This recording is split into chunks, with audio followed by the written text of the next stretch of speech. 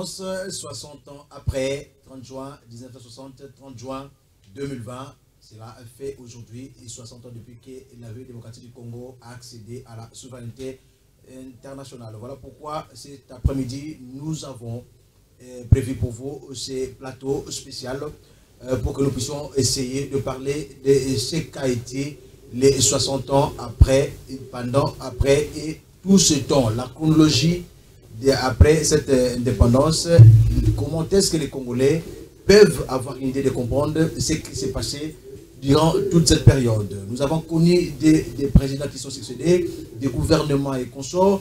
Est-ce que l'avenir pour la République démocratique du Congo, que peut-on penser et que peut-on retenir de ces 60 ans d'anniversaire depuis l'accession à l'indépendance? Voilà pourquoi nous avons sur ce plateau nos invités qui sont venus pour que nous puissions ensemble avec eux parler, essayer un peu de vous donner de la matière, essayer un peu de fouiner un peu dans le passé et comment ça a commencé et l'acheminement même des événements pour que nous puissions arriver aujourd'hui, 30 juin 2020. Nous sommes là sur ce plateau, la équipe technique est déjà sur le lieu, il était complanté. Nous sommes là pour vous donner une certaine précision sur l'indépendance de notre pays, la République démocratique du Congo, le pays de Lumumba, les pays de Kassavubu, le pays de vous tous Congolais qui nous suivez, pour ne pas citer que ces autorités, vous êtes là Congolais, vous n'êtes pas moins Congolais que les autres, vous êtes Congolais comme tous les autres. Sur ce plateau, je ne suis pas seul, je suis avec mes invités. Nous sommes là, à mon extrême gauche, je suis avec un de mes confrères, il s'agit bel et bien de Messieurs Pierrot Elamenji, qui est journaliste et écrivain. Et bonjour et bienvenue sur ce plateau. Merci beaucoup, cher confrère. Merci de l'invitation. Il est de la radio Okapi. Ici, il faudra avoir beaucoup plus de précision. Et à mon extrême droite, je reçois pour vous M. Lo Ilondo, qui est panafricaniste. Il sera aussi avec nous. Bonjour et bienvenue dans cette émission, M. Lo Ilondo. Bonjour, monsieur le coordonnateur, monsieur le journaliste, monsieur Bijou. Merci. Et à son extrême droite, nous recevons pour vous M. Norbert Yamba. Il est président de la nouvelle vision panafricaniste. Il est cadre de l'UDPS et panafricaniste. Bonjour et bienvenue, M. Yamba, sur ce plateau du spécial 30 juin. Bonjour, merci bien pour l'invitation. Ok, chers amis téléspectateurs, c'est avec mes trois invités que nous aurons à parler pendant tous ces temps qui nous est imparti ici en Ntsingui Télévision. Vous suivez là votre chaîne Ntsingui Télévision qui est votre moteur de recherche. Et avec vous que nous aurons à comprendre la réalité de tout ce que nos invités nous réservent cet après-midi, car c'est une journée fériée, chômée et payée même chez vous, comme l'a dit Madame la ministre du Travail. Je pense que c'est comme ça les choses se passent. Nous sommes là en pleine lutte de la pandémie à coronavirus, mais qu'à Saint-Étienne, la vie continue ici, en République démocratique du Congo, pourquoi pas, partout ailleurs. Nous commençons avec notre ami Pierrot Elamenji.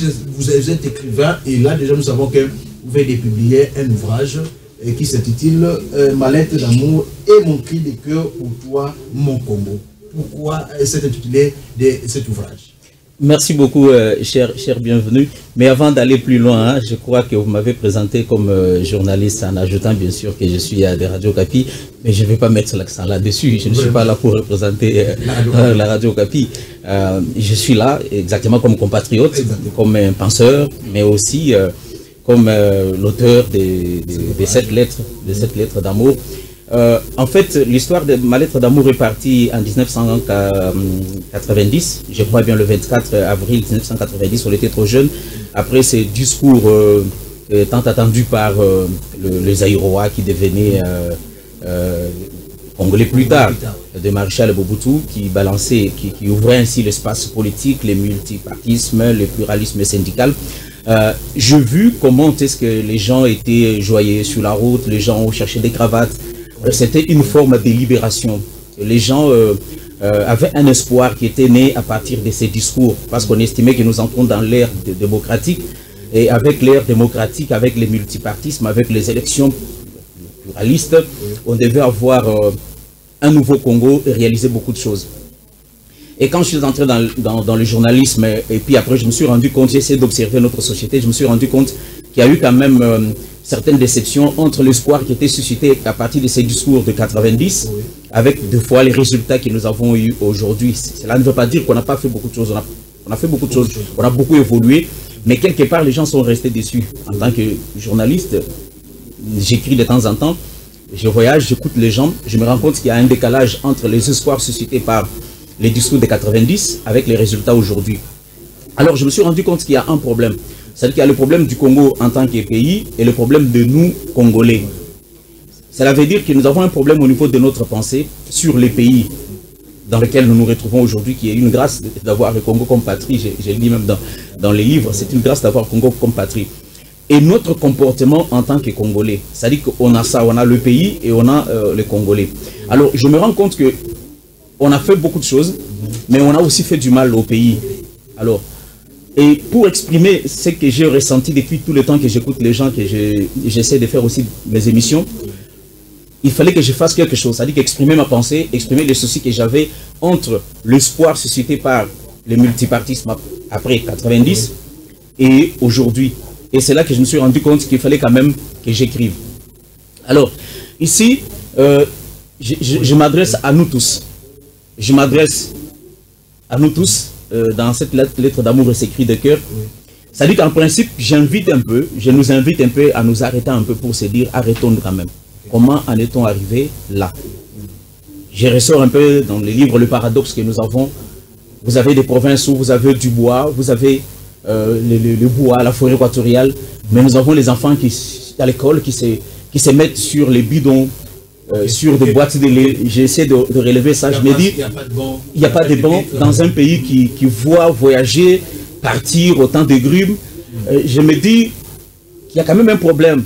Vous avez quelqu'un qui demain on lui dit qu'il a signé un contrat qui a fait qu'on a déguerpi les membres de la communauté, ils n'ont plus de forêt, ils n'ont plus là où cultiver, alors qu'il est ressortissant de ces milieux. Je me dis à un certain moment qu'il faut qu'on s'arrête, et c'est comme ça que j'ai pu écrire cette lettre d'amour qui s'adresse bien sûr, si on peut aller en profondeur, à toutes les couches de la population. Il y en a pour les politiques, il y en a pour les journalistes nous-mêmes, les musiciens, le médecin. Je m'adresse un peu à tout le monde. C'est ma façon de pouvoir contribuer à cette sensibilisation sur ce que nous devons faire pour ces pays qui nous a presque tout donné. Merci beaucoup, M. Perrault. Je pense que vous êtes écrivain, on va revenir à vous par rapport à cet ouvrage. Mais je m'en vais du côté de M. Inoue Yamba. 1960, les 30 juin 1960, les pays avaient son indépendance. Brièvement, pour ceux qui nous suivent, peut-être les enfants qui nous suivent, une brève historique. Comment ça s'est passé ces jours-là pour qu'on parle de l'indépendance de la République démocratique du Congo, monsieur même? Bon, l'histoire de l'indépendance part d'un combat. Oui. Longue date, qui a été mené d'abord par nos ancêtres. Vous savez qu'il y a eu des tentations dans les Caraïbes comme dans les Amériques, etc. Beaucoup de gens sont morts dans les caves, beaucoup ont été castrés par les arabo-musulmans, etc. Cela a suscité, n'est-ce pas, un sentiment, n'est-ce pas, de libération, un sentiment d'indépendance, un sentiment de liberté.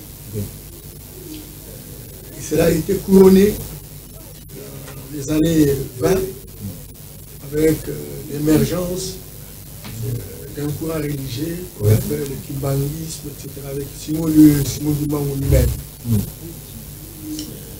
Certainement que, bon, à l'époque, c'était les Belges qui nous colonisaient, qui ne voulaient pas véritablement reconnaître notre liberté. Même les associations étaient interdites. Vous savez, déjà dans les années 20, aucune association ne pouvait fonctionner. Tout simplement parce qu'avec les associations, on augmentait la capacité de lucidité des citoyens. Oui. Lorsqu'on est arrivé au début des années 50, donc 1946, ils ont au moins accepté de libéraliser un peu les associations. Après la Deuxième Guerre mondiale, c'est comme ça qu'est née une association comme l'Association de Bas-Congo, etc., avec Gazaboubou, etc. Et cela s'est accentué n'est-ce pas, aux années 50, avec la création du manifeste pour la conscience africaine. Chef de file, vous avez l'abbé Maloula à l'époque, devenu cardinal après. Et cela a suscité, il faut reconnaître également que cela s'est accentué avec des hommes spiritualisés, politiques, comme Lumumba, etc. Qui finalement, participant au sommet d'Accra, invité par Kwame Nkrumah, qui venait d'ailleurs d'obtenir l'indépendance du Ghana en 1957, a voulu inoculer cet esprit dans les chefs des autres Africains qui étaient en instance de réclamer aussi l'indépendance. Oui. Raison pour laquelle, vous avez vu en 1958, c'est donc la Guinée-Conakry qui se met en contradiction avec le général de Gaulle, ce qui s'est coutué à l'époque, et qui visiblement est reconnu comme indépendant en 1958. Oui. Mais n'oubliez pas que déjà en 1955, il a existé un sommet qu'on appelait le sommet de Bandung. Et ce sommet a regroupé véritablement les États du tiers-monde. Et ce sommet a été sponsorisé par les États-Unis et par, n'est-ce pas, la Russie, qui n'ont pas du reste participé à la colonisation et qui voulaient instaurer une nouvelle colonisation qu'on appelle la néocolonisation, qui est basée sur la décolonisation. Et donc, ils ont accéléré naturellement le processus de décolonisation, parce qu'ils estimaient qu'ils allaient mettre en place un autre ordre international, mondial, etc., qui s'appelait décolonisation, où on devrait recruter naturellement les leaders de ces pays-là, parce que, croyez-moi, après la Deuxième Guerre mondiale, l'Allemagne qui était vaincue est rentrée, il a fait des efforts à devenir véritablement une grande puissance. Les autres colonisateurs qui sont restés, ils avaient le droit de construire des routes, construire des hôpitaux, des universités, des bâtiments publics, etc. Et donc, ils décaissaient au moins 20% de ce qu'ils avaient comme revenus, etc., pour faire des travaux sur place. 80% par terre. Mais entre-temps, l'Allemagne prenait le dessus. C'est comme ça qu'ils ont décidé, eux aussi, de pouvoir quitter leur colonie pour rentrer chez eux en recrutant des hommes et des femmes comme des élites, qu'on appelle généralement des héritiers de la colonisation. Et c'est là qui a accéléré le processus de l'indépendance. Alors maintenant, ces héritiers de la colonisation, qui étaient autrefois recrutés parmi les évolués, avaient la mission de faire la volonté, n'est-ce pas, du colonisateur. Ce qui était en contradiction, ce qui voulait véritablement l'autonomie et l'autonomie d'action, la souveraineté, la vraie souveraineté, était passée, était passible d'arrestation, de mort, de marginalisation. C'est le cas par exemple au Congo-Kinshasa, Patrice Lumumba, qui n'était pas en acquaintance avec les colonisateurs, a été obligé d'être assassiné pour permettre ce qui devrait hériter le pays, de travailler en acquaintance, en complotation avec les colonisateurs, pour mettre en place une nouvelle colonisation, mais déguisée sous forme de la décolonisation de l'indépendance. Donc, au moment où nous parlons, et pour terminer, monsieur le journaliste, certes, on est en train de fêter 60e anniversaire de l'indépendance, mais ce n'est pas une indépendance. Comment ça? La souveraineté des traités, la souveraineté des accords, ce n'est pas une souveraineté. Une indépendance qui porte sur des valeurs importées, ce n'est pas une indépendance. C'est-à-dire, on est en train de fonctionner, on est robotisé par les propriétaires de valeurs. Nous aurions souhaité véritablement que cette indépendance nous pousse à avoir un certain nombre d'autonomies. Autonomie de santé, autonomie de politique, autonomie d'économie, autonomie culturelle, autonomie dans les différents secteurs. C'est ce qu'on n'a pas pour l'instant. On n'a pas, et nous ne fonctionnons pas sur base de nos valeurs endogènes. Raison pour laquelle nous sommes encore incarcérés, nous sommes encore ligotés, ligaturés, nous sommes encore dépendants. Le jour où nous allons faire une réhabilitation de ce que représentent nos différentes autonomies, où nous restaurons notre spiritualité authentique, où nous restaurons notre génie propre, pour que nous puissions véritablement tenir la torche qui va éclairer l'avenir. Ça, c'est au moment-là que l'indépendance va commencer. Merci, M. Norbert Mbemba. M. Loilondo, vous avez suivi M. Norbert Mbemba qui a pas beaucoup parlé, mais qui nous dit que jusque-là, on ne peut pas parler de l'indépendance parce qu'on n'a pas notre autonomie à nous. Et moi, je dis par rapport à ce que M. Mbemba dit, qu'est-ce qu'on peut dire aujourd'hui? Qu'il faudra encore des efforts à fournir pour que nous ayons cette autonomie et que nous ayons de l'indépendance en tant qu'État souverain. Tout à fait, bienvenue. Il nous faut absolument des très grands efforts parce que la colonisation a pris une autre forme. Et cette forme-là est très dangereuse, d'autant plus qu'on ne voit pas les chaînes. Voyez-vous? Donc, nous sommes enchaînés, nous sommes en esclavage, on ne voit ni les tortionnaires, ni les chaînes. Alors maintenant, ça devient plus dangereux dans la mesure où celui qui n'est pas affranchi, celui qui est ligaturé, pour reprendre le terme des ancêtres, donc croit être indépendant, croit être libre. Et donc, là, faussé dans sa façon de voir les choses, il ne pourra pas faire un effort pour tenter de se libérer. Alors c'est ainsi qu'il y aura des réactions. Mais il ne faut pas faire seulement des réactions, il faut aller tout droit dans la révolution.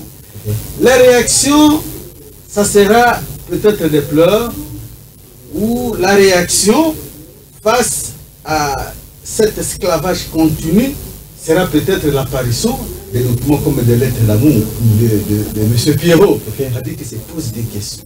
Il se dit, mais 60 ans après, on ne sait pas goûter cette indépendance. 60 ans après, on ne sent pas véritablement que nous sommes libres. Mais ça ne va pas quelque part. Alors, il faut chercher à déterminer toute la chaîne de causalité des faits qui font que nous ne puissions pas décoller. Et alors, on s'est retrouvé dans les réactions. Qu'est-ce qu'il faut faire pour mon Congo? Qu'est-ce qu'il faut faire pour l'Afrique? Alors, les véritables solutions doivent venir de nous-mêmes, parce que ceux qui nous gardent prisonniers ne peuvent jamais nous libérer, parce que leur survie dépend des chaînes que nous portons. Ils désirent, ils sont déterminés à nous garder prisonniers de leur système. Et donc, en tant que prisonniers, nous serons là toujours à leur service.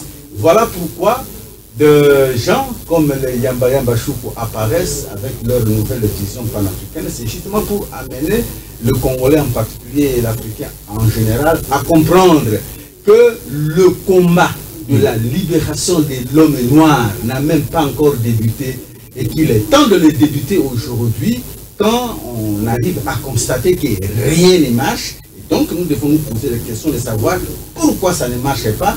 Alors à partir de ces questions, nous allons devoir justement chercher des voies et moyens pour nous remettre sur le rail du mouvement de l'histoire. Merci beaucoup, chers amis téléspectateurs, vous nous suivez et vous qui venez à vous joindre à nous. Nous parlons de 60 ans après l'indépendance. Ici sur Ntimi Télévision, nos invités sont là, c'est avec eux que nous sommes en train de partager sur le 60 ans après l'indépendance. Mais M. Pierrot, 60 ans après, on attend le panafricanisme à nous dire que le combat de la libération de l'homme noir n'est pas encore arrivé, malgré ta lettre d'amour pour le Congo. Qu'en pensez-vous par rapport à cette façon de voir les choses? Oh, je dis vraiment merci aux aînés. Les deux introductions m'ont beaucoup plu. Je peux dire que le combat a déjà commencé parce qu'il y a déjà une émission comme celle-ci qui nous a invités. Cela veut dire qu'on a déjà un début, on a déjà commencé. Et même ma lettre d'amour, c'est déjà l'expression, c'est une façon de dire il faut quand même qu'on s'arrête. Mais les aînés ont parlé tout à l'heure des chaînes que nous portons. Oui. C'est-à-dire qu'en principe, je ne peux être enchaîné que quand j'accepte d'être enchaîné. Oui. Cela veut dire que j'accepte que je suis enchaîné. Cela veut dire que personne ne peut m'enchaîner si moi je n'accepte, je ne l'autorise de m'enchaîner. Ça veut dire que la liberté commence par d'abord cette liberté individuelle où la personne dit bon, je suis libéré mentalement, quels que soient les systèmes. Ça c'est la première chose. La deuxième chose, il faut qu'on arrive à construire une nouvelle identité, une nouvelle pensée des Congolais. Cela veut dire cette chaîne existe parce qu'il y a quelqu'un qui a conçu ça. C'est-à-dire que l'honorable Ntingui a conçu, et puis c'est devenu physique. Cela veut dire nous devons arriver à un certain moment de pouvoir concevoir. Parce que ce qui est visible, le Congo que nous voyons doit être d'abord conçu par quelqu'un. C'est-à-dire que ça doit être déjà dans la pensée. Que ce soit moi, que ce soit vous-même, que ce soit n'importe qui, chacun doit d'abord avoir une image de ce qu'il veut exactement, de ce que doit être le Congo. Si cette image-là n'existe pas, nous devenons tout simplement accident de l'histoire. Cela veut dire qu'on peut être ballotté par le vent, on peut être amené à gauche à droite, on peut dire que nous n'avons pas été indépendants, nous ne sommes pas encore indépendants, parce que nous n'avons pas la capacité de pouvoir, dans notre pensée, dans notre mentalité, concevoir ce que nous voulons exactement, ce que nous voulons, de quel Congo nous voulons. C'est la première chose. La deuxième chose, je voudrais prendre une pensée d'un auteur américain que j'aime beaucoup, c'est William James qui dit « L'homme peut changer sa vie en changeant sa manière de penser ». Parce que c'est là où se trouve le problème. Le problème commence par la pensée. Mais la pensée, on doit l'acquérir où? C'est-à-dire qu'il faut qu'il y ait des personnes qui conçoivent la pensée, qui disent « Voilà l'identité que nous voulons exactement, de ce Congo que nous voulons ». La personne conçoit ça. Et nous transmettons cette identité à travers le système éducatif, d'abord en commençant par la famille et par le système éducatif. Je l'ai dit tout le temps dans les émissions, il est totalement biaisé, notre système éducatif. Il est totalement à côté, il ne permet pas aux Congolais de pouvoir développer cette identité, cette pensée de savoir où on fait quoi. Parce qu'en principe, dans les écoles, nous sommes tout simplement des robots. On est en train de fabriquer, à qui on a donné des histoires, on se met quelque part, on commence à sortir ça. Cela veut dire qu'on doit avoir des penseurs qui conçoivent l'idée d'un Congo qu'il faut. Et on transmet cette idée-là du Congo à la famille, à l'école et dans tous les cercles de discussion et de pensée. Et c'est comme ça qu'on va arriver à pouvoir définir ce que les aînés ont dit tout à l'heure. Parce que l'homme n'utilise que les matériaux qu'il reçoit. Nous tous, nous n'avons reçu que les matériaux que nous avons reçus quand nous sommes nés, dans l'environnement où nous sommes nés, les écoles où nous avons étudié, les religions que nous avons fréquentées, les politiciens que nous avons écoutés, tout ça, ils nous ont mis des choses. Et notre façon de réagir, notre façon de nous comporter, et même ceux qui accèdent dans le pouvoir politique, ils y vont avec ces matériaux qu'ils ont reçus. Mais ces matériaux sont basés sur quelle pensée exactement, pour quel résultat? Si on n'a pas de résultats, c'est parce que la pensée sur laquelle les gens bâtissent et les partis politiques, et les mouvements, et les confessions religieuses, ces matériaux sont défectués. Et aujourd'hui, il faut qu'on sorte une nouvelle pensée. C'est-à-dire une nouvelle manière de concevoir le Congo. J'ai en train d'écrire un petit bouquin qui essaie un peu d'analyser la pensée des pères fondateurs. Depuis hier, j'écoute les gens, je vois sur les réseaux sociaux ceux qui insultent le père fondateur en estimant qu'ils étaient pressés, ils devaient attendre encore que les Belges puissent continuer à nous coloniser. Il y en a qui disent non, mais tout ça, c'est parce qu'il y a eu une cassure. La pensée qu'ils ont eue, comme l'a décrit l'aîné tout à l'heure, ils ont eu une pensée. Mais est-ce que cette pensée a été transmise? Est-ce qu'il y a eu un fondement sur lequel on a transmis cette pensée quand on est allé à l'indépendance? Et quand nous sommes partis, après qu'on ait chassé, que les Belges soient partis, comment on a pu transmettre cette chaîne-là de la pensée qui était dans l'idée des pères fondateurs?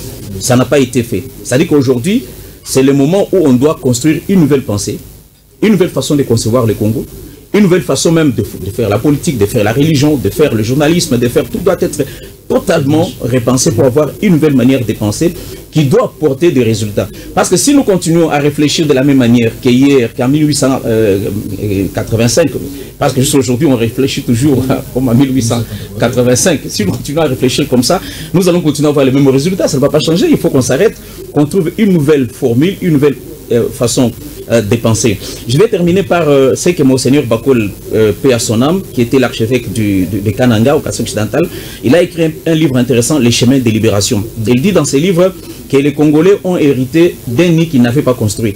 C'est-à-dire que l'indépendance était juste un nid, nous avons récolté un nid que nous n'avons pas construit. De 1885, de Léopold, de tout ça, on a fabriqué, on a mis en place les systèmes, on a mis en place des choses, et puis nous, on a dansé pour récupérer ce que nous n'avons pas construit. Mais nous ne savions pas comment, parce que c'est l'oiseau qui sait comment il a bâti son nid, n'est-ce pas? Il sait là où il a placé la première feuille, il sait comment. Et puis nous, nous avons récupéré les nids, mais nous ne savions pas où est-ce qu'ils avaient placé, où est-ce qu'on avait placé les pions, où est-ce qu'on avait placé les systèmes. Alors, on n'a pas compris, ça nous a embrouillé complètement. Maintenant, nous devons nous arrêter de dire, oui, mais nous avons le Congo, définissons maintenant notre nid de notre manière. Sur quelle valeur nous voulons construire ce Congo? Sur quelle pensée nous voulons construire ce Congo?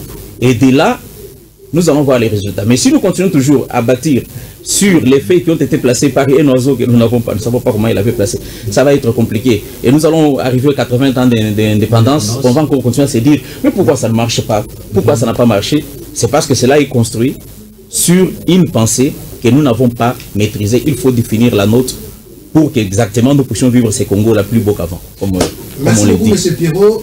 Je reviens à vous, M. Yamba. Il y a les politiques qui voulaient que nous puissions voir l'indépendance rapidement, notamment les Lumumba, la classe des politiciens. Mais il y a ceux-là qui pensaient que donner l'indépendance à 60 aux Congolais, c'était trop tôt, il fallait attendre encore. Est-ce qu'avant ce qui se passe aujourd'hui, c'est là qui voulait qu'on attende un peu pour qu'on accorde l'indépendance au Congo avec une raison, ou il avait tort de penser ainsi, à voir ce qui se passe aujourd'hui dans notre pays? Merci beaucoup. Merci beaucoup, Bijou. Mais je voudrais saluer Pierrot. Okay. Je suis content que journaliste, polyvalent, c'est un écrivain, oui, et réfléchit sur des questions. Des questions qui appellent d'autres questions. Il est anormal, sincèrement, qu'on puisse se dire indépendant aujourd'hui. Et alors qu'on n'a pas encore construit notre propre logiciel, on l'a dit. On est mis sur un autre fuseau horaire. Il faut ramener le logiciel, adapter à notre situation. Il faut ramener le fuseau pour que nous puissions émettre et être entendus. Malheureusement, tel n'est pas le cas parce qu'on ne s'est toujours pas posé des questions qui intéressent notre avenir. Avant de répondre à votre question, je voudrais simplement dire que si les choses ne vont pas dans le sens souhaité par Pierrot, oui, et il a raison de dire que le combat n'a pas commencé aujourd'hui, il a commencé. Nous avons des réactions comme la présence par exemple des églises noires, nous avons la présence des académiciens, des journalistes qui s'intéressent, etc. On y est là, mais chacun aura joué sa partition. Il faut comptabiliser les évolutions. Oui. Mais entre-temps, il faut se poser la question, il nous reste quoi pour qu'effectivement nous puissions nous approprier de notre indépendance.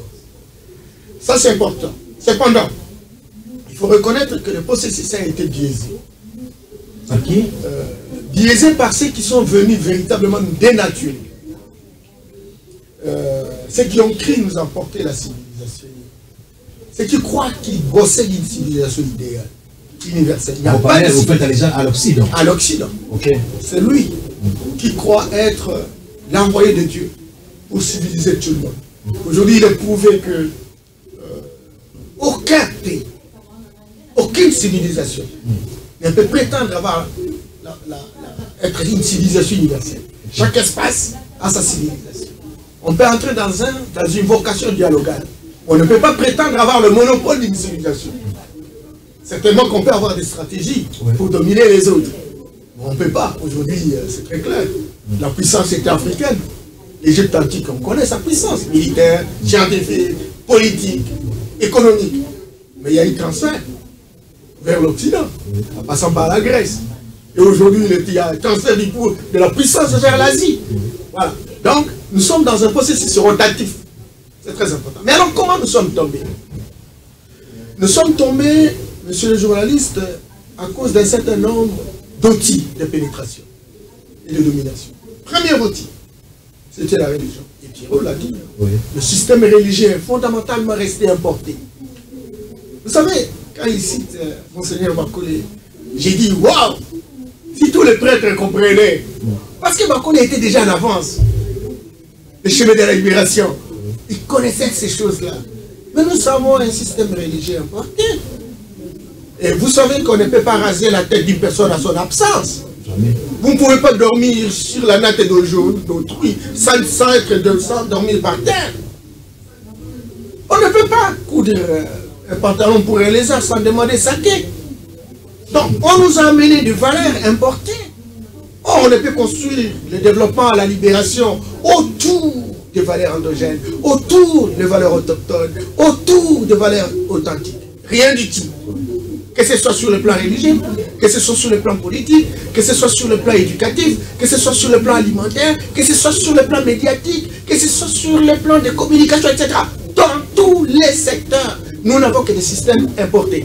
Et alors l'indépendance, il est où? Raison pour laquelle ceux qui ont ceux qui nous ont amené ces différents systèmes, on nous a piégés partout. La religion, on dit non, non, non, vous n'avez pas eu, vous n'avez pas connu Dieu. Et pourtant, nos ancêtres ont vécu 100 000 ans. 100 000 ans. Ça, aucune autre race ne puisse justement exister dans le monde. Nous avons vécu 3500 ans avant l'ère chrétienne. Mais nous étions puissants. La médecine, c'est nous qui avons créé. L'astronomie, l'écriture, la philosophie. Mais aujourd'hui, nulle part. Parce qu'il y a des gens qui sont venus qui nous ont dit, vous ne connaissez pas Dieu. Tout ce que vous faites, c'est que vous faites pour les diables. Et donc, parce que c'est satanique, vous irez à l'enfer. Il faut tout abandonner. Raison pour laquelle, tout ce que nous avions comme génie, pour développer notre société. Regardez du jour, quand vous êtes au village, il y a des palmiers, il y a une technique, une technologie où on coupe le palmier et on extrait les vents de palme. Qui a fait la recherche pour découvrir que quand on coupe le palmier, on peut extraire le vent de palme? Qui a fait la recherche pour qu'on sache que les noix de palme peuvent servir d'huile et préparer la nourriture?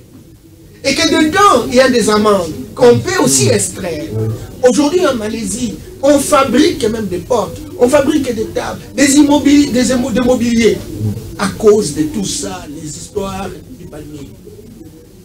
Chers journalistes, qui nous a donné le feu? Parce que nous sommes restés 100 000 ans sans qu'aucune race dans notre race. Mais nous avons inventé le feu. Il n'y avait pas des allumettes. Non. Et alors, la métallurgie, là, les machettes. Nous avons des forgerons au village qui n'ont pas été entraînés par l'Occident. Mais alors, maintenant on a dit non, tout ce que vous faites, c'est la sorcellerie. Il y a même des églises qui sont opérationnelles, qui nous disent tout ce qui est comme coutume, c'est la sorcellerie. Alors tout le monde, lorsque on peut prendre un petit bois et en faire un téléphone, parce que ce n'est pas au modèle occidental, on dit non, c'est la sorcellerie.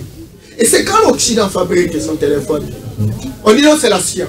Mais tout ça, mais c'est Yamba Yamba, quand on voit ça, l'Occident, c'était quoi son objectif? Son objectif, c'est nous incarcérer, profiter de nos richesses. On reste toujours dépendant de... Oui, mais ils ont mis en place ce qu'on appelle le paradigme hérocentrique.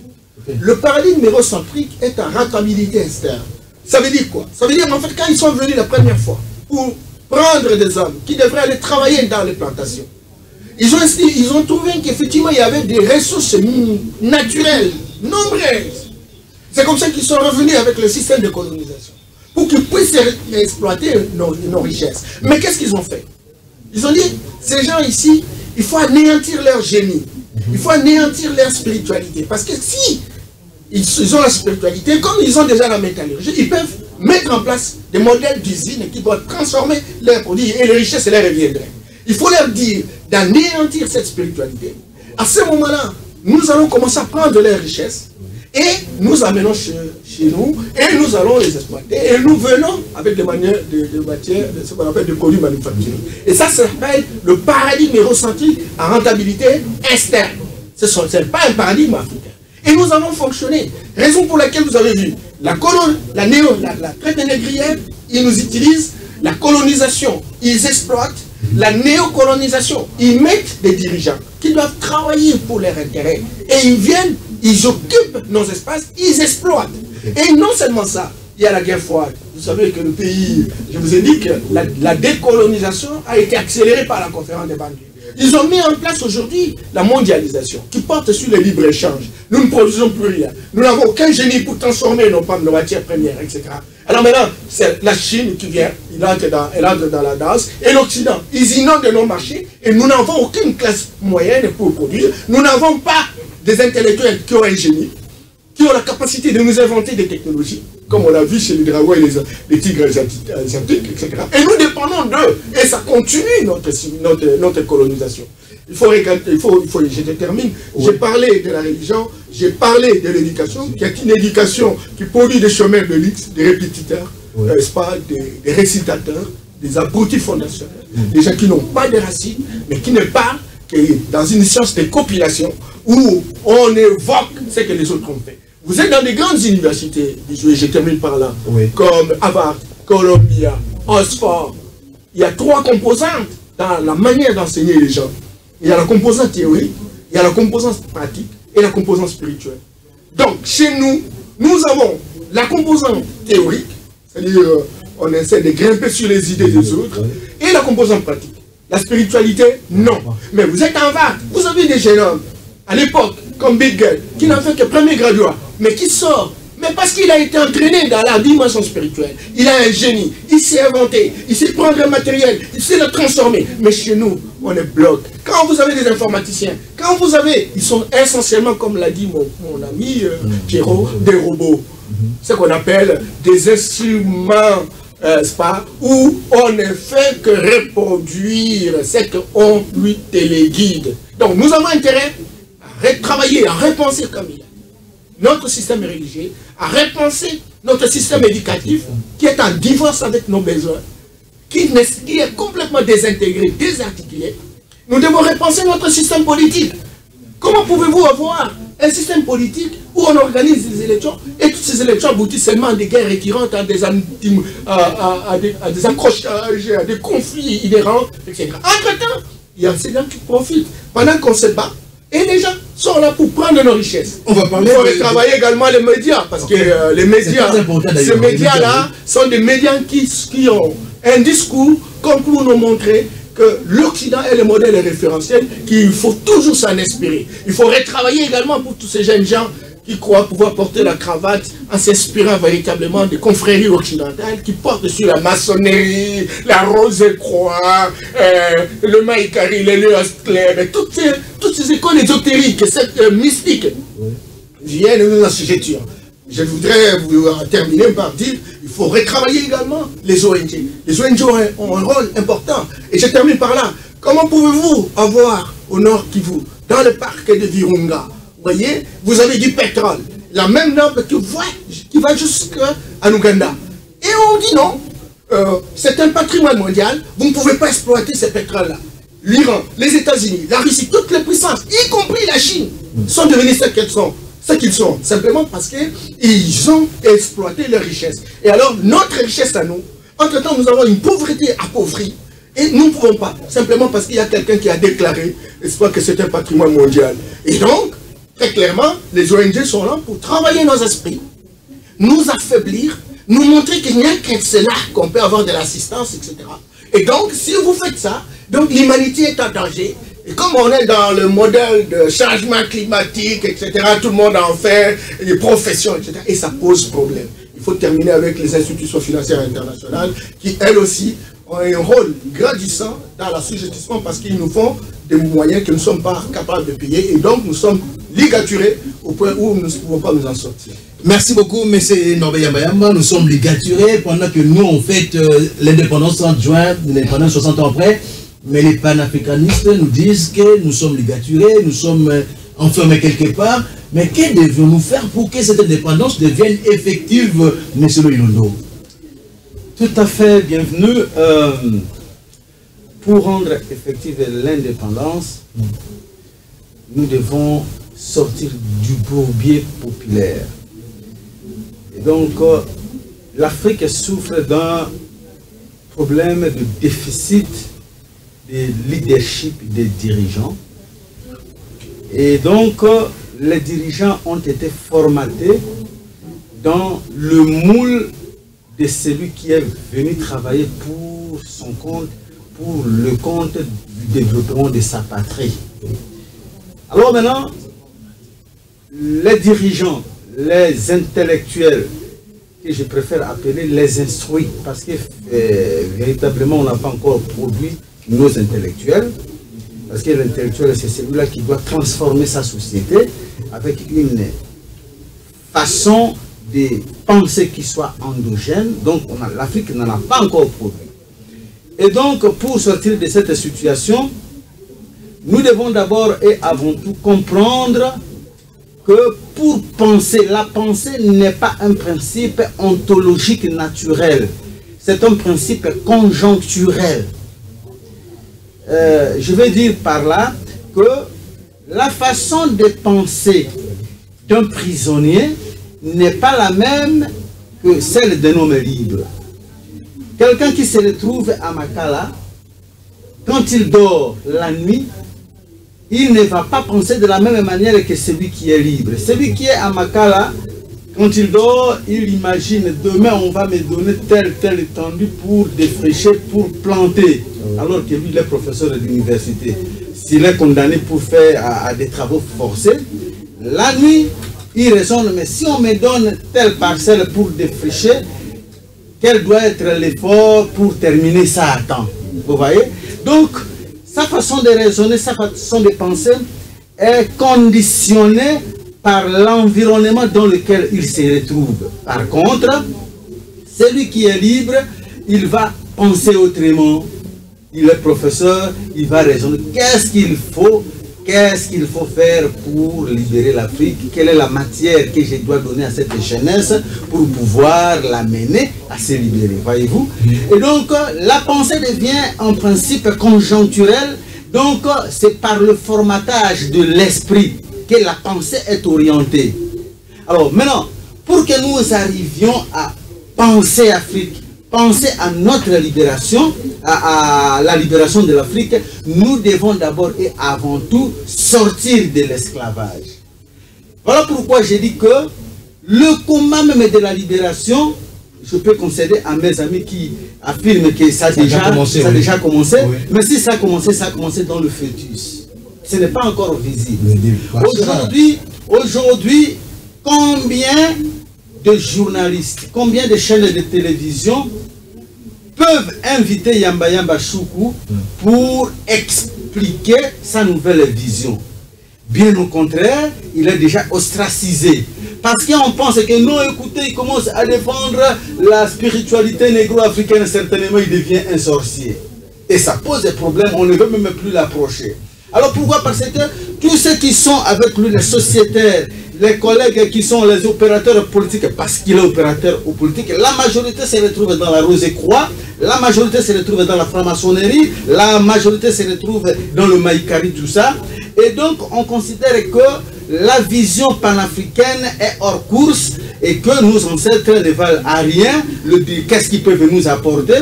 Ils n'ont pas de discours. Ils sont pauvres. Ils sont pauvres. Voilà. Alors maintenant, quand il commence ces combats, automatiquement il n'est pas compris. Et il a très peu de gens aujourd'hui. C'est même pour moi c'est même un miracle parce que une année après, il tend déjà à réaliser plus de 1000-2000 personnes qui le suivent. C'est un miracle. Mais qu'est-ce que cela représente au regard de ce que représente le Congolais, au regard de la population africaine? Ah, donc ça pose véritablement un problème. Nous sommes encore dans le fœtus, nous devons être visibles. Et là, coup de chapeau à des journalistes comme vous, bienvenue, qui avaient décidé de nous inviter. Bijou, oui. Alors maintenant, c'est ça le combat. Alors maintenant, nous devons réformater. Nous avions été mal programmés par les gens venus d'ailleurs qui nous ont dit que nos ancêtres ne valaient rien. Ils n'avaient pas de discours, ils n'avaient pas de système politique, ils n'avaient pas d'école, ils n'avaient pas d'enseignement et donc on ne pouvait pas compter avec eux. Alors maintenant nous avons été ainsi programmés.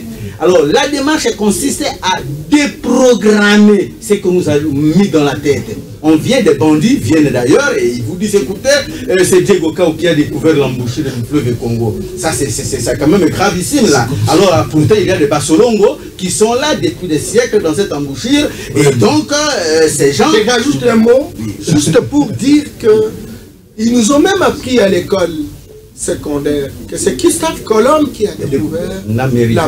Faux. Et c'est faux, archi faux. C'est prouvé aujourd'hui avec une littérature abondante que pendant le règne de Soudiata l'Empire du Mali. Empire du Mali, il y a eu des expéditions qui ont été déployées, n'est-ce pas, en Amérique et qui ont découvert la première fois l'Amérique. Avant les Chinois et après c'est Christophe Colomb. Et comme ils étaient dominants, ils ont oublié les Africains, ils ont oublié les Chinois et ils ont dit que c'est eux qui ont découvert. Donc ils ont tellement falsifié les choses qu'il faut remettre la pendule à l'heure, encore qu'il faut des hommes et des femmes, des médias courageux qui permettent véritablement de restaurer cette vérité. Merci beaucoup. Il y a de la matière, chers amis téléspectateurs, vous qui nous suivez, vous sentez qu'il y a une certaine profondeur dans ce que nos invités sont en train d'évoquer ici sur ce plateau. Voilà pourquoi nous disons, ok, vous devez de temps en temps suivre là où il y a de la matière, parce qu'on a été un lutte en arrière pendant plusieurs siècles, comme plusieurs années comme ça.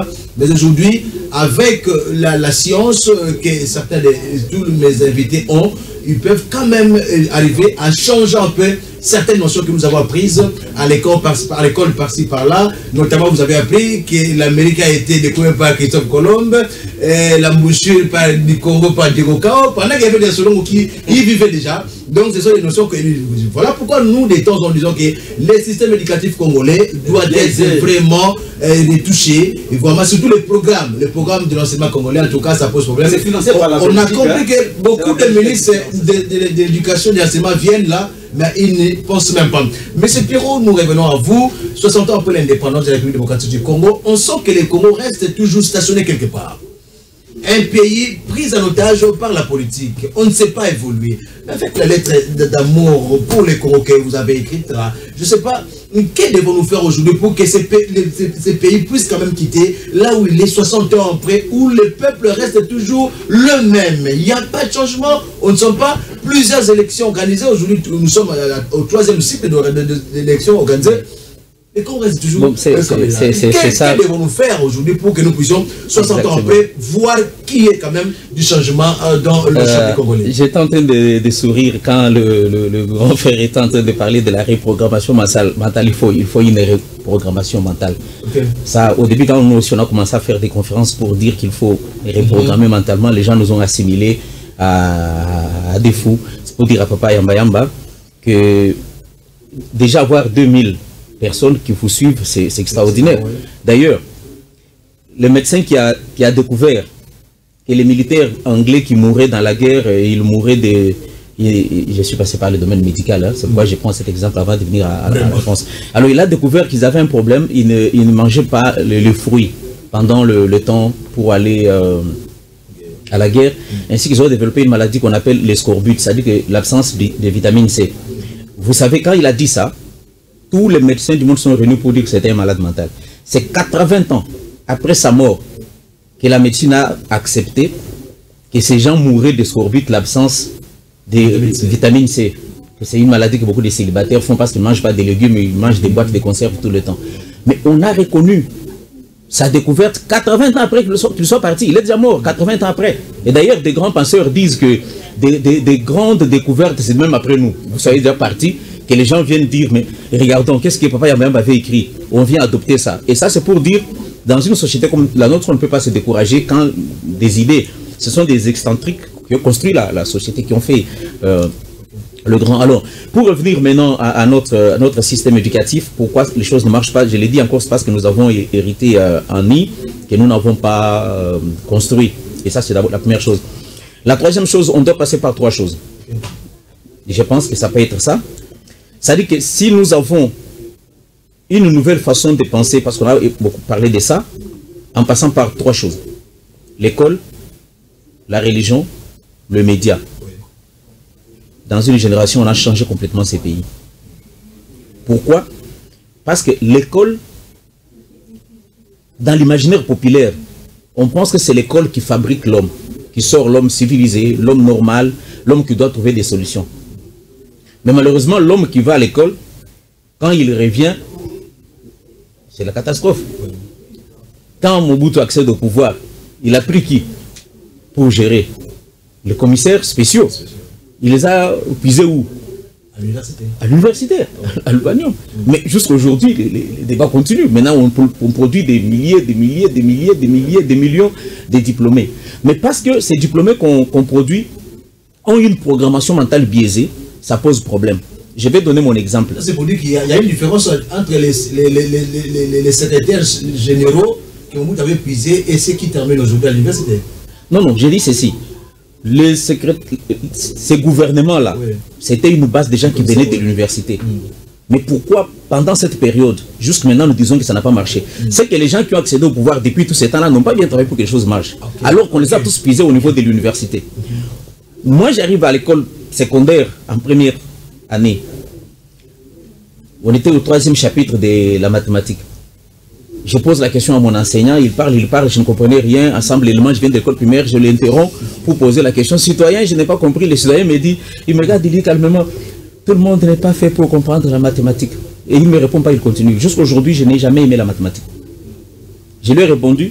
À cause de sa réponse. Mais imaginez-vous, il m'a dit que je ne suis pas fait pour comprendre la mathématique. Et j'ai grandi avec cette pensée que moi, je suis faible en mathématiques. Jusqu'à aujourd'hui, je ne me suis pas intéressé à la mathématique. Et quand il m'a dit ça, les gars m'ont programmé. C'est en grandissant, en apprenant le pouvoir de la programmation de l'esprit, que j'ai compris comment la personne m'a formaté pour dire que je suis faible en mathématiques. Et j'ai étudié comme ça. Je n'ai jamais appris comment j'ai eu de points en mathématiques. Il m'a dit ça, en première CO. Tout le monde n'est pas fait pour comprendre la mathématique. Et directement, j'ai même dit, bon, ça va, comme je ne suis pas fait pour comprendre la mathématique, alors je vais comprendre le français. Je me suis intéressé à l'anglais et au français. Et ça, c'est pour dire que le pouvoir du système éducatif, des mots qu'on sort pour dire à un enfant, le pouvoir, il est très puissant. Maintenant, qu'est-ce qu'on doit faire? Cela veut dire qu'on doit avoir une classe de concepteurs. Il ne faut pas espérer que les politiques vont amener les changements. C'est faux. C'est pas les politiques qui vont amener les changements. Ce sont des penseurs qui vont amener les changements. Ce sont des laboratoires de conception. Mais ils sont où? Qui doivent partir. Ils sont où? Oui, mais vous êtes là, nous sommes là, ils sont là. Il y a beaucoup de gens. L'impact de formation panafricaine. Il y en a. Ça dit qu'on part d'abord du système éducatif. Papa Yamba parlait de Harvard, des génies. Mais les Muntu, nous, si un enfant se met au niveau de cet immeuble, si c'est 2 niveaux, il saute, donc qu'est-ce qu'on va lui dire? Moi, Ndoki. Parce que c'est comme on a interdit à notre capacité, notre cerveau de réfléchir plus loin. Tout ce qui dépasse notre compréhension, nous assimilons ça à la magie, à la sorcellerie. Alors que le téléphone portable n'est qu'une personne qui est restée là. Vous connaissez l'histoire d'Edison, de tous ces inventeurs. C'est lui qui a trouvé l'ampoule. On dit qu'il a fait les essais 10 000 fois. Ça veut dire que les gens ont évolué dans un environnement où on encourage le développement de génie, de l'esprit. C'est spirituel, la conception. La conception, il y a 3 choses pour inventer. On peut se référer des connaissances qui ont existé, on peut se référer de ce qui existe de matière déjà, mais on peut puiser dans la pensée de l'esprit. Des fois, les gens, c'est difficile à comprendre pour le moment. C'est pourquoi les gens ne comprennent pas ça. C'est pourquoi nous n'inventons pas, parce que nous ne développons pas le pouvoir de notre esprit. D'avoir quelqu'un qui s'enferme dans la maison, qui s'enferme pendant une semaine et qui sort avec une formule pour dire voilà ce que j'invente. Je vous ajoute, Pierrot, les Américains ont observé, n'est-ce pas, l'aigle, la manière de voler, la manière d'atterrir, etc. Et sur base de cette observation, ils ont développé, n'est-ce pas, leur esprit jusqu'à créer un avion qui vole de l'aigle, etc. Et voilà. Ça dit qu'il faut qu'on ait des penseurs. Mais le penseur, il faut écarter totalement notre façon de penser, comme on le dit. J'observais un jour un documentaire de jeunes filles allemandes, de jeunes filles s'il vous plaît, qui partent de l'Allemagne jusque dans la forêt équatoriale, qui dorment dans la forêt pour voir comment les chimpanzés vivent, qui recueillent même les urines. Ça dit qu'elles dorment en dessous de l'arbre la nuit, jusqu'à voir quand est-ce que le chimpanzé va faire pipi, et elle va recueillir ça pour ses recherches. Et dès qu'elle a publié ses recherches, c'est fini, nous reprenons tout ce qu'elle a écrit là, et on va défendre. Je suis spécialiste dans les chimpanzés. Mais tu n'as jamais été dans la forêt, tu n'as jamais été là où étaient les chimpanzés, tu n'as plus que ce que la personne qui a. Mais elle peut partir de l'Allemagne jusqu'à venir à Goma, dormir dans la forêt pour étudier les chimpanzés et publier sa thèse. Et que toi qui vis par exemple à côté des parcs de Virunga, tu attends que l'Allemand puisse publier un livre et toi tu vas à la bibliothèque, tu récupères ces livres-là, tu recopies ce qu'il a dit et tu passes devant, on met la veste et cravate, je suis venu défendre. Tu as défendu quoi? Et c'est comme ça que les gens ont défendu dans notre histoire que Diego Kawa a découvert l'embouchure du fleuve Congo. On nous a enseigné ça et on l'a défendu comme ça. Je suis content de Tingui TV parce que quand j'étais dans l'antichambre, j'ai vu les documentaires, ils ont fait l'Amérique. Mais les Congolais doivent regarder ces documentaires-là. Regardez ce qui se passe. Ils ont fait l'Amérique. Il faut regarder qui ont fait l'Amérique. C'est Rockefeller, tous ces gens-là. Quand j'ai parlé dans une conférence de Rockefeller, les gens ont dit dans la salle, toi tu nous parles d'un magicien, d'un rosicrucien. J'ai dit voilà, le problème de Congolais c'est toujours comme ça. Tout est assimilé à tout ça. J'ai dit mais Rockefeller, lisez d'abord l'histoire de Rockefeller, lisez l'histoire de Carnegie, lisez l'histoire d'Edison. Ces gens ont pensé, ont conçu et ils ont produit cette Amérique pour lesquels nous jouons les DV loteries pour partir tous les jours. Ils ont pensé. Cela veut dire que pour avoir des résultats, des élections, les conflits, tout ce que nous avons sur le plan politique, c'est parce que nous raccolons des morceaux, des choses qui n'ont pas une base d'une conception. Cela veut dire qu'on devait avoir des centres d'études et de recherche. Il y en a où? On devait avoir des centres d'études et de recherche qui sont la pensée. Quand François Hollande devait réformer le système, qu'est-ce qu'il a fait? Il est allé vers la société civile. Oui. C'était des philosophes. Il leur a dit, produisez-moi la pensée, quelque chose sur quoi je vais baser ma politique en tant que président de la République. Mais aujourd'hui, nos politiques peuvent aller puiser la pensée où? Où est-ce qu'ils peuvent aller puiser la conception même, de la définition même de ce qu'on veut de faire de nos élections, de ce qu'on veut faire de tout ça? Nos partis politiques qu'on est en train de créer, on les crée sur base de quoi? C'est-à-dire qu'on prend du copier-coller, on dit non, non, voilà, nous prenons ce qui était fait par, je ne sais pas, Bonaparte ou quoi, on va prendre, non, nous sommes les modèles socialistes inventés en 1850 par telle personne, on calque tout ça, on vient amener et ça pose un véritable problème. Alors, j'ai grandi au Kasaï, je vois le diamant, j'ai posé la question à une autre chaîne de quelque part. Un enfant qui est né à Kananga Mbujimaï, il étudie quoi? Il reste dans l'histoire que Mbujimaï, c'est la capitale mondiale du diamant. Mais est-ce qu'un enfant a déjà étudié à l'école ce qu'on fait avec les diamants? C'est que nous devons aujourd'hui avoir la capacité de dire un enfant qui vit à Goma. Qu'est-ce qu'il y a à Goma? C'est là qu'on va rejoindre les intellectuels. C'est-à-dire que des gens qui sont capables de développer leur esprit pour dire dans mon milieu, c'est coltant. Au lieu qu'ils traversent les frontières pour aller faire les téléphones et qu'on nous ramène ici, nous le vendent trop cher, nous pouvons concevoir sur place. C'est-à-dire que nous pouvons utiliser notre environnement. C'est-à-dire que le système éducatif doit amener les gens à pouvoir réfléchir, non seulement pour l'environnement, les ressources que nous avons, mais aussi pour concevoir le modèle politique qui apporte le développement. Parce que le modèle politique que nous avons copié, il ne va pas nous apporter le développement parce qu'il n'est pas basé sur notre façon de réfléchir, notre façon de penser. Quelqu'un a mis la photo tout à l'heure hier, quand on a déconfiné Gombe, j'ai vu la photo, on a placé des poubelles publiques sur le boulevard. La poubelle est vide, la photo est authentique. Une seule journée qu'on a déconfiné Gombe, et les gens ont jeté les immondices à côté de la poubelle, alors que la poubelle, elle est vide. Alors j'ai réfléchi, quand j'ai regardé ça, j'ai dit, oui, ça c'est un problème. Cela veut dire que la solution qu'on a apportée pour jeter les immondices, elle est inadaptée à notre façon de réfléchir. Mais est-ce que quelqu'un peut se voir aujourd'hui et dire non, nous jetons des immondices partout, mais est-ce que nous pouvons concevoir quelle manière de gérer nos immondices?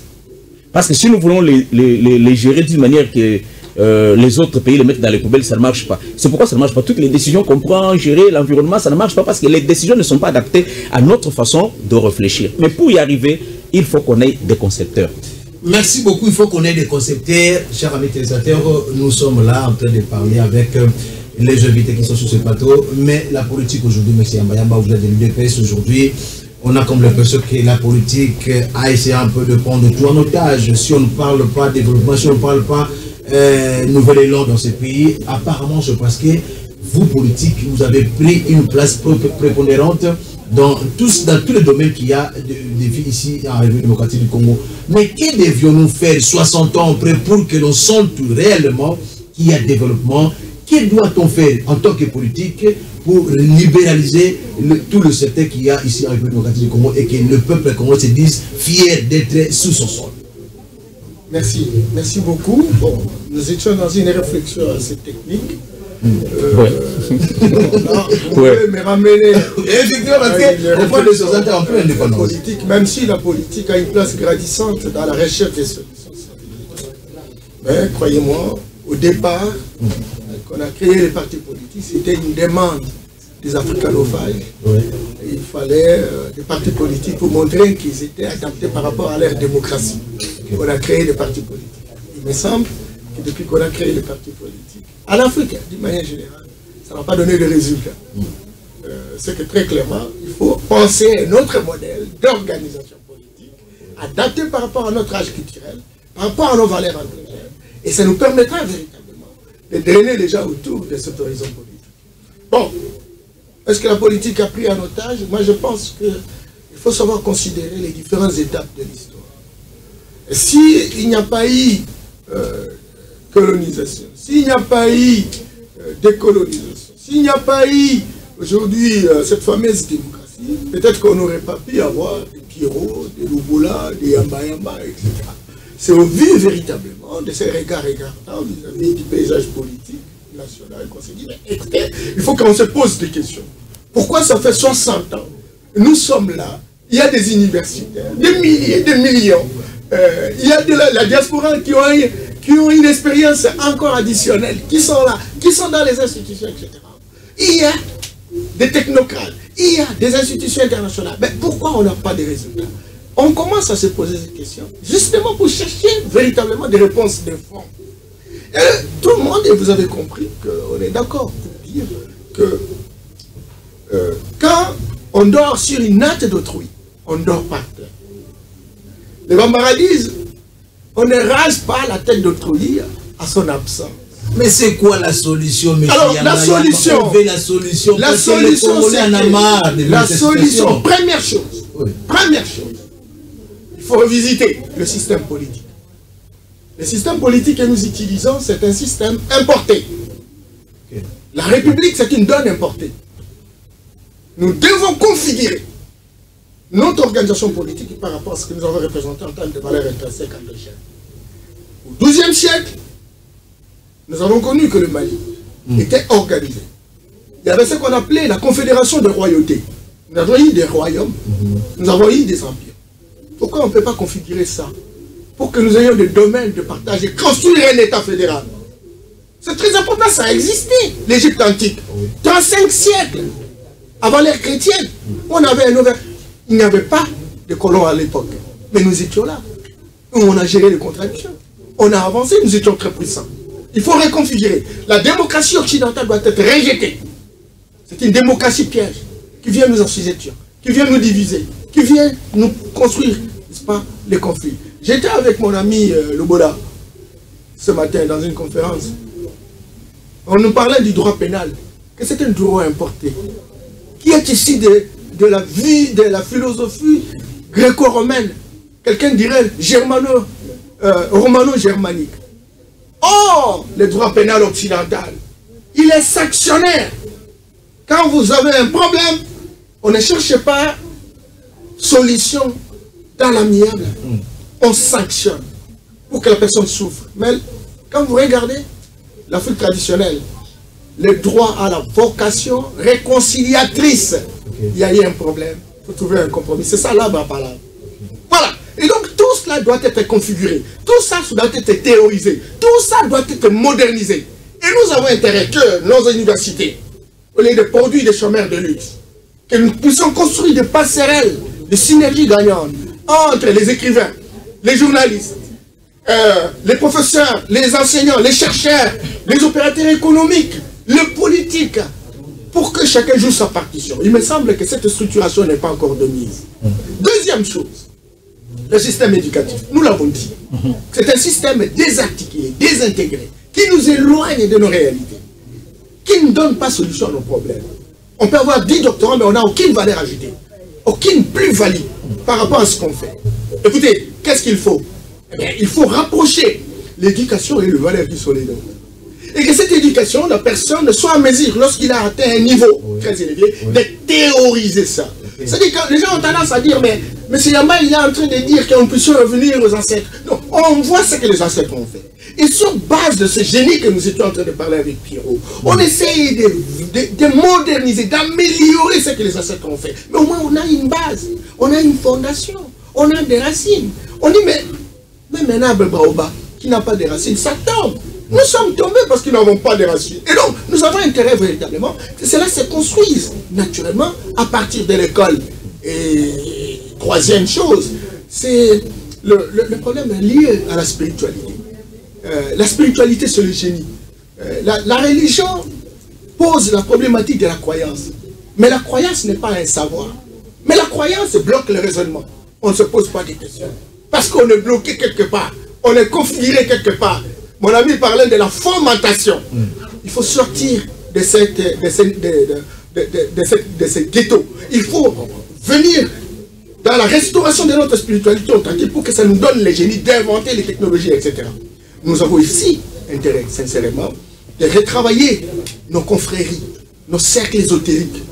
Vous savez, je vous ai dit qu'aux États-Unis comme en Angleterre, Même aujourd'hui en Chine, ils évoquent leur Confucius, ils évoquent le taoïsme.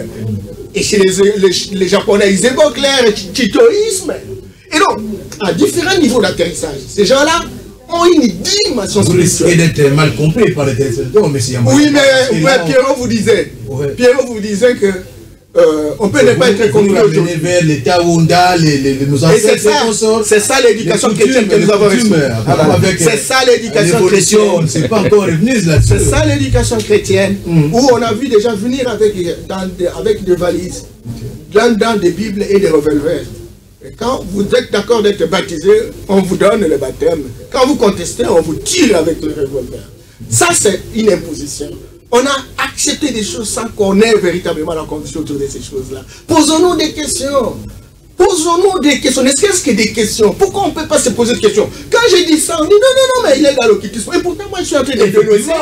Je suis en train de dénoncer l'occultisme occidental. C'est utile pour eux. Ils ont leur sorcellerie occidentale. La maçonnerie, c'est une sorcellerie occidentale.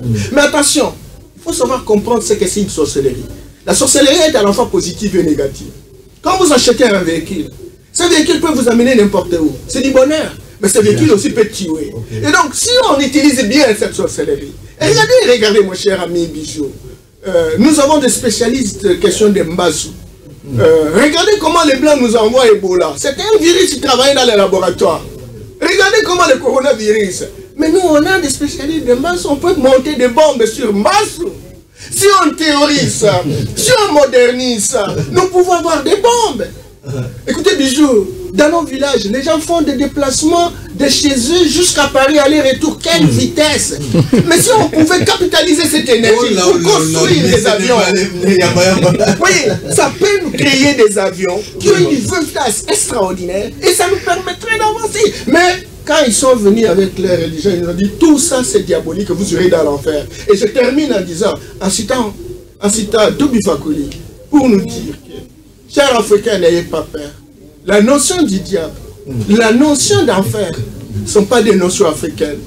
Ce sont ces gens-là qui sont venus avec les dispositions de nos assignatures qui nous ont fait peur parce qu'ils estimaient occuper notre espace. Et quand on nous donnait la Bible pour lire, quand on ouvrait les yeux, ils avaient tout occupé nos terres. Et donc, revisitons cette manière de voir les choses. Cela ne veut pas dire qu'il n'y a pas de religion dans d'autres espaces. Chaque espace géographique doit avoir sa spiritualité. Et nous ne pouvons pas contester les autres d'avoir leur spiritualité. Et c'est leur spiritualité qui a fait qu'ils fabriquent des avions, qu'ils fabriquent des bateaux, qu'ils fabriquent des fusées. Mais nous, on peut le faire. Nous, on peut le faire. Comment pouvez-vous, et je termine par là, vous avez des rangers américains qu'on appelle des mentalistes. Ils se concentrent. Et il sait que Bijou, Pierrot, Lobola et Abayamba sont quelque part à Matongé. Mais il voit ça.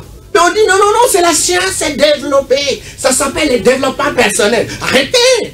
C'est la sorcellerie. Eh bien voilà, il dit non, c'est mais la sorcellerie. Mais à l'Équateur, vous avez suivi à un moment donné Enyele. Pour se communiquer entre eux, ils utilisaient des petits bateaux. Et ils communiquent plus que les téléphones que nous avons. Il n'y a pas de réseau, il n'y a pas un problème d'unité, etc. Mais écoutez, au lieu de théoriser ça, au lieu de pouvoir moderniser ça, non, c'est la sorcellerie. Et tout le monde dit non, il ne faut pas toucher. Donc nous avons intérêt aujourd'hui à nous poser des questions sur tout. À nous poser des questions. Mais il ne faut pas se poser la question. Non, comment vous posez ces questions-là? Vous êtes un vous êtes antichrist. Non. Les Occidentaux, les Chinois se sont posés. Vous savez, les Chinois, ils étaient aussi occupés comme nous. Mais quand on voulait les baptiser, ils ont opéré une résistance. Et alors chaque fois qu'il y avait la disette, il y avait les inondations, etc. Et puis bon, le prêtre était là derrière les Chinois pour dire, si vous acceptez qu'on vous baptise, on vous donne les riz. Vous allez en Chine aujourd'hui, l'histoire est là, les chrétiens des riz.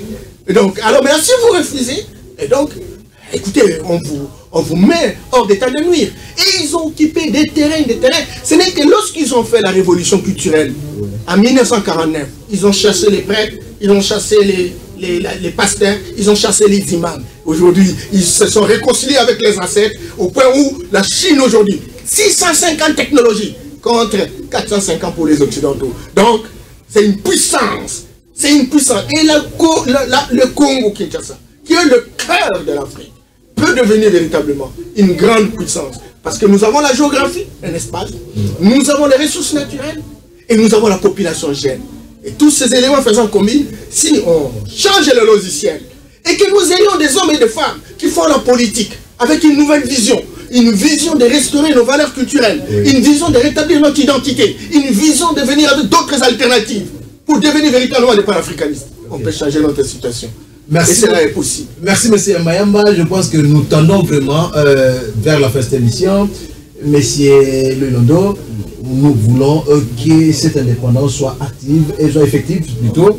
Mais en plus, nous voulons que les Congolais, 60 ans après l'indépendance, puissent quand même mieux vivre dans son pays, parce qu'on ne le sent pas. Les Congolais restent toujours au bas de l'échelle du point de vue socio-économique. Mais que devions-nous faire pour que les Congolais mènent une vie heureuse sur son sol? Rapidement, avant que nous prenions M. Perrault pour que nous puissions clôturer, il y a une dernière question que je vous posais, des curiosités par rapport à ce qui se passe dans la qualité. Et donc, pour que nous soyons véritablement heureux, la libération doit d'abord être une libération mentale. Le Congolais doit libérer son esprit. Et donc, cette libération doit commencer aujourd'hui, maintenant et tout de suite sur cette table. Écoutez, quand je suis dans un plateau comme celui-ci, je parle devant moi, mon jeune frère, il s'appelle comment? Pierrot et la Mégie. Pardon? Pierrot et la Mégie. Et la Mégie. Alors maintenant, quand il fait passer le nom de Pierrot devant, et maintenant, et la Mégie, hein? Et la Mégie, c'est déjà en Chirouba, je crois, c'est l'intelligence. Hein? Donc, ça doit être quelque chose de pareil. Alors maintenant, c'est Pierrot qui est le patron de mon ancêtre à moi et la Mégie. Et c'est Pierrot qui reçoit l'énergie chaque fois qu'on l'appelle Pierrot. Et ce sont les Grégor qui montent. Voilà. C'est l'énergie de Pierrot qui monte. Et mon ancêtre et la Mégie devient visiblement une chose de M. Pierrot. Vous comprenez? Et donc, nous devons commencer par cette libération de l'esprit. Tout à l'heure, là, Bijou, quand le président Yamba parlait de la libération spirituelle, du retour de la récupération de nos esprits, Bijou dit non, mais là, ça frôle déjà la coutume. Or, le mot coutume a tout simplement été diabolisé, mon frère. La coutume, c'est tout simplement l'ensemble des valeurs développées par un peuple, par une tout au long de son histoire. Tout au long de son histoire. Alors, maintenant, les bandits venus d'ailleurs, quand ils sont venus nous dominer, qu'est-ce qu'ils nous ont dit? La coutume, parce qu'au fait, c'était là. Voilà, ce sont là nos propres valeurs. Qu'est-ce qu'ils disent? Non, la coutume pour le Congolais, parce que vous allez vous chercher des solutions pour le Congolais que nous sommes. Or, le Congolais considère que la coutume, c'est Bokoko en lingala. Or, Bokoko, ça devient pour lui Bondoki. C'est la sorcellerie. Vous comprenez? Or, le mot coutume en français ne signifie pas sorcellerie. Il y a tout un mot pour déterminer la sorcellerie. S'il faut parler de Bondoki, le mot approprié, c'est la sorcellerie. C'est ça Bondoki. Par contre, la coutume, c'est l'ensemble des valeurs d'un peuple au courant, à travers l'histoire. Voyez-vous? Mais maintenant, pour nous détacher, pour nous écarter de nos valeurs, du capital des connaissances qui auraient pu nous développer, ils ont d'abord et avant tout diabolisé le contenu, même la charge sémantique même de ces mots, et ils ont fait croire à l'imaginaire populaire que Bokoko ou la coutume, c'est Bondoki. Et nous sommes restés très loin de toutes ces valeurs salvatrices. Voyez-vous? Alors maintenant, pour amener le Congolais à vivre le bonheur de son pays, il doit d'abord et avant tout libérer son esprit de tous ces pièges. Il doit apprendre à désamorcer les pièges des Occidentaux. C'est là même que moi j'appelle les bandits. Regardez, sur le plan politique aujourd'hui, on nous a amené la démocratie, et la démocratie qui nous écarte à gérer nos vrais problèmes. Alors, nous sommes là en train d'être distraits par des histoires. Depuis 2006, on nous a parlé des élections. Les élections, il y a eu même des guerres sur place ici. Donc ça a posé des problèmes. Nous arrivons en 2011, d'autres guerres. Alors on vous parle. Juste après les élections, il y a non, la CENI, et il y a ceci, il faut la loi telle. Et vous allez comme ça, un pays des élections. Aujourd'hui, on m'apprend, on veut changer un autre président de la CENI. Ça devient toute une guerre là et on ne parle que de ça. On ne parle que des lois du Parlement. Donc, c'est une façon de nous désintéresser de nos vrais problèmes, de nous distraire. Et donc, tous les Congolais sont dedans. Ils sont pris dans ces pièges.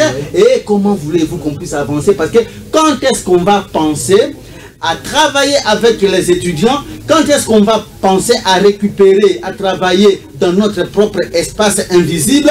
Quand est-ce qu'on va penser à comprendre que la liberté passe par la spiritualité? Parce qu'aujourd'hui, quand moi je viens à la télévision, je dis aux gens que, écoutez, Jésus n'est pas venu pour nous, par exemple. Tout le monde va crier. Déjà à la maison, je les vois, ils ont crié. Et pourtant, quand je les renvoie dans le verset de Matthieu chapitre 15 verset 26, leur disant que non, ce n'est pas moi qui le dis, c'est Jésus-Christ qui le dit lui-même, que je n'ai été envoyé qu'aux brebis perdues de la maison d'Israël. Et là, je les vois déjà dans leur maison, en train de feuilleter leur Bible. Ils découvrent ces versets, mais ils se disent, mais nous on n'a pas vu ça, mais quoi qu'il en soit, je serai diabolisé. Voilà.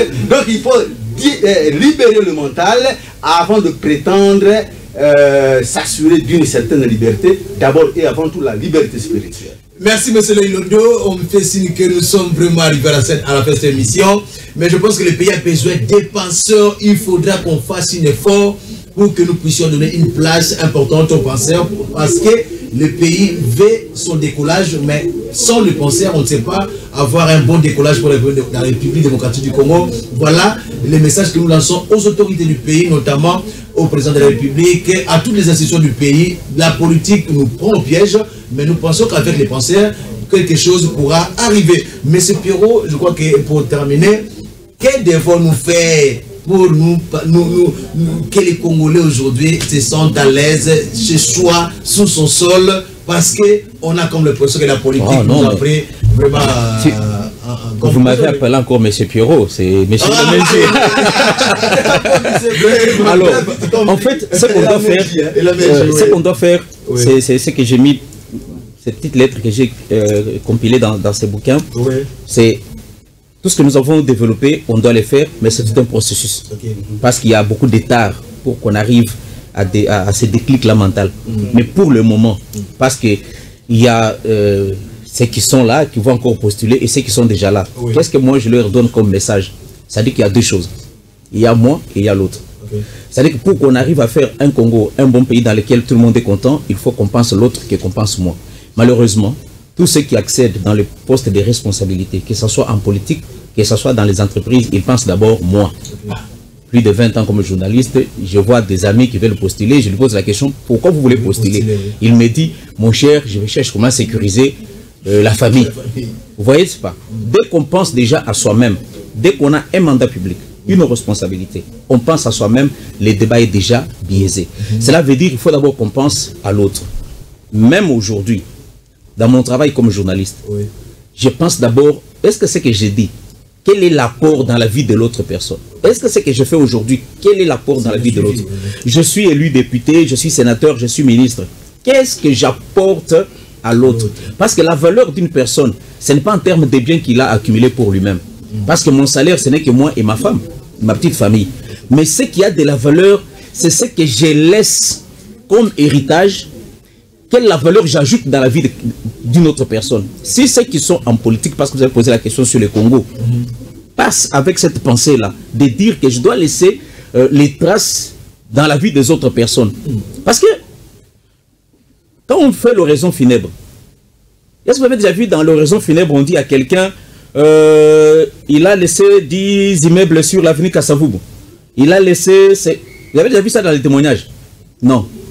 Quand on meurt là, les témoignages, c'est ce que nous avons fait pour toucher la vie des autres. C'est ce qu'on dit. Je me rappelle de lui quand j'ai travaillé, voilà comment il m'a aidé. Voilà ce qu'il a fait. Voilà ce qu'il a construit. Voilà ce qu'il a fait. Ça dit que même dans la Bible, parce que là, je ne vais pas entrer dans la polémique biblique, il y a une histoire qu'on raconte dans la Bible très intéressante. Un monsieur qui n'était pas d'Israël a un malade à la maison. Quand il va voir Jésus, qu'est-ce que les gens, les juifs là, qui étaient avec Jésus lui disent? Ils disent que non, cet homme ici mérite de lui faire du bien. Pourquoi? Parce que c'est lui qui a construit notre synagogue. Et ça, c'est une pensée qui montre que c'est ce que nous faisons pour les autres. Ce que nous laissons comme trace pour ajouter la valeur dans la vie des autres qui a de l'importance. Si nous pensons aux autres, on n'aura pas toutes ces discussions, tous ces débats, toutes ces histoires lacrymogènes à gauche, à droite, la loi, ceci, cela. Tout ça, c'est parce que la personne pense à moi-même, à ma femme, à mes enfants. Qu'est-ce que je vais laisser? Je vais acheter où? Je vois des fois dans des familles, quand on dit quelqu'un qui est nommé ministre des Affaires sociales, la famille commence à faire le deuil. Papi, c'est une affaire sociale. Mais là, et puis, non, quelqu'un dit que c'est parce que dans l'imaginaire populaire, c'est quoi? Si il est le ministère des Mines. Là, on va se retrouver. Parce qu'on va aller voler là-bas. Parce qu'on va aller se servir. Dès qu'on va renverser cette façon-là de voir, je crois qu'on va laisser toutes ces guéguerres. Et de toutes les façons, nous allons partir. Ça va laisser. Il nous reste combien de temps sur la terre? C'est juste ça. Mais pourquoi on doit se battre pour des choses qui vont rester demain? Alors, pour ceux-là qui sont en politique, mon message à travers tout ça, c'est de penser à l'intérêt de tout le monde plutôt que de penser à soi-même. Le jour où nous allons penser à l'intérêt de l'autre, nous n'aurons pas tous ces conflits. Tous ces conflits, c'est parce que nous pensons d'abord à nous-mêmes et c'est pour ça que ça nous crée des problèmes. Et ceux qui sont frustrés parce qu'on n'a pas pensé à eux, qu'est-ce qu'ils font? Ils se révoltent, ils créent des problèmes. Mais si on pense à tout le monde, il n'y aura pas de gens qui vont se révolter pour créer des problèmes. Merci beaucoup, monsieur Eloméju. Je pense que nous aurons très prochainement une émission appropriée pour les livres, de ces livres. Mais vu ce qu'il a dit, mon objectif n'est pas de voir les méchants périr, mais plutôt qu'ils soient sauvés, et que les pays s'en réjouissent. À défaut, ils s'exposeront à la rigueur de la loi. Dixit Félix Antoine Tshisekedi Tshilombo. C'est la fin de cette émission spéciale 30 juin, 60 ans après l'indépendance.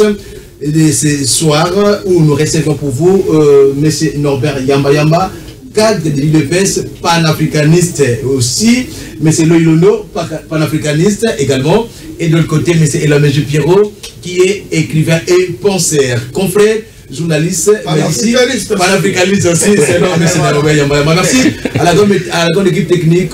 Je vois Elliot Kayeye et Titi Chibalanga qui étaient derrière toutes les caméras. Au niveau du mixeur, j'ai vu Jean Kondé Mbadou. À la régie finale, Isaac Coring, réalisé par Jacques Bauer et Fabrice Lombi. Le rendez-vous est pris pour l'autre fois et nous pensons qu'on se retrouve tout à l'heure à 19h45 pour notre émission Dénonçons. D'ici là, portez-vous bien sûr. Merci à tous mes invités. Merci beaucoup. Merci. Indépendance, tcha-tcha, tozumiye. Oti kwanza, tcha-tcha, tubakidi. Au table ronde, tcha-tcha, baganye. Oni panda, tcha-tcha, tozumiye. Indépendance, tcha-tcha, tozumiye. Oti kwanza, tcha-tcha, tubakidi. Au table ronde, tcha-tcha, baganye.